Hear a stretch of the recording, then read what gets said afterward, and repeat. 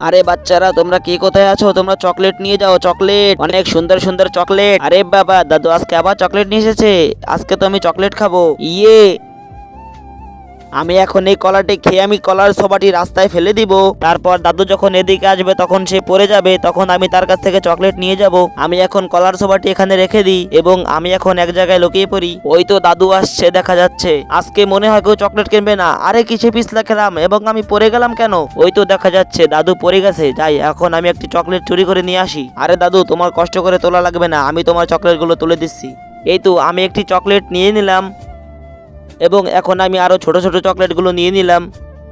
আরে ছুটকি, তুই কি ভাবছিস তুই চকলেট চুরি করবি এবং আমি দেখবো না? আমি সব দেখে ফেলছি, দাঁড়া, তোর ব্যবস্থা করছি। তারপরে কি হয় কিন্তু সেটি দেখার আগে তোমরা যদি এই ছবিটিকে ভালোবেসে থাকো তাহলে ভিডিওটিতে লাইক দিয়ে চ্যানেলটি সাবস্ক্রাইব করে যাও। এসব না করলে বুঝে নেবো তুমি এই ছবিটিকে ভালোবাসো না।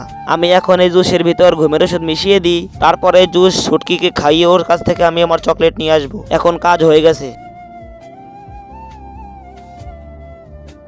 ছুটকি, এই নে অনেক সুস্বাদু জুস, তুই খা। আরে অনেক সুস্বাদু জুস, আম গাম গাম গাম গাম গাম।